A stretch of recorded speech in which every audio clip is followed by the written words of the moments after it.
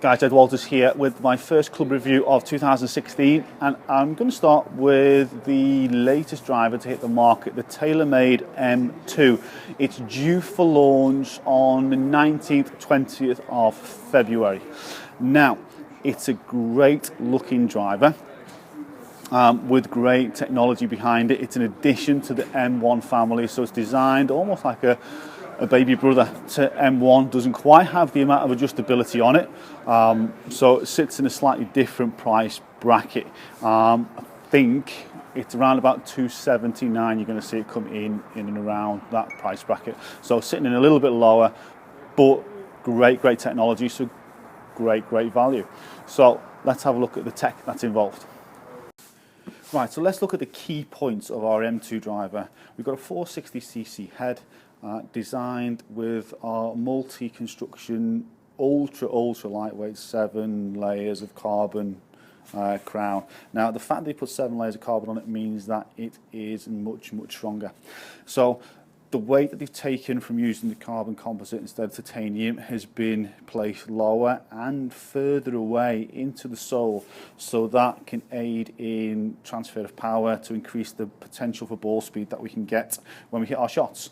Now, the club face, the inverted cone technology means that the way they design it on the inside is almost cone effect, and the weight that they can spread across the club face means that the resistance to twist from off-center hits is very high, so the club face stays stable more through the impact if you hit it off the toe or off the heel side.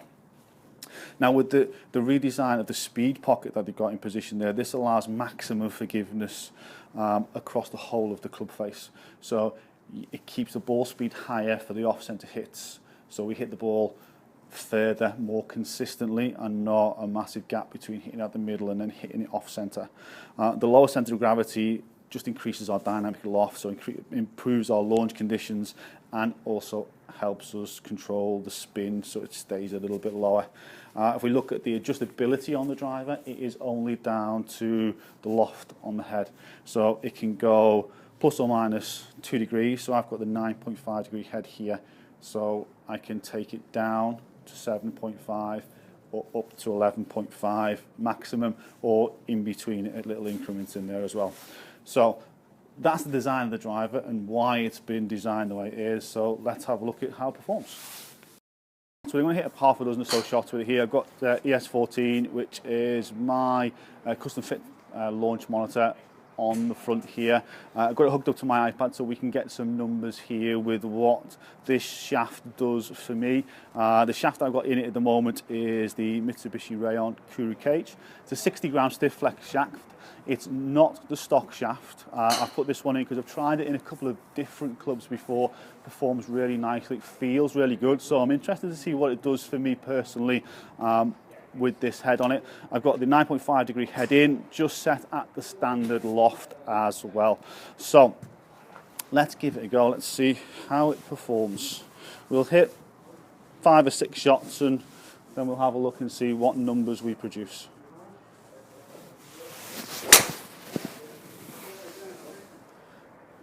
Okay, a little bit bottom of the face on that one. Wasn't quite a solid strike. Felt okay though. It's not too bad. It looks really nice behind the ball. The sort of, so anyone who's hit or looked at the M1 driver will know that it sits just exactly the same.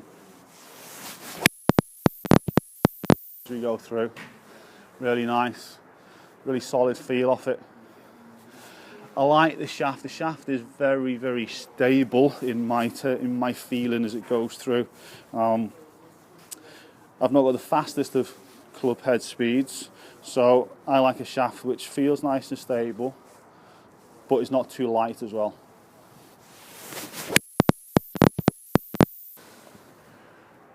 Okay, just a fraction to the right with that one.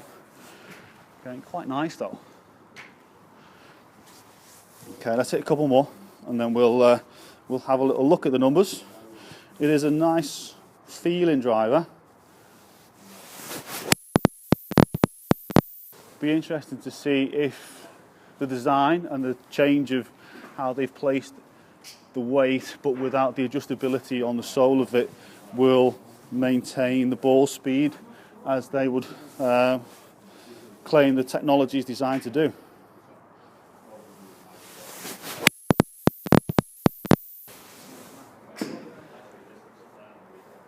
Okay, so as a first impression, yeah, it's nice in terms of how it looks, how it sits. It sits nice and square behind the ball. I do like it.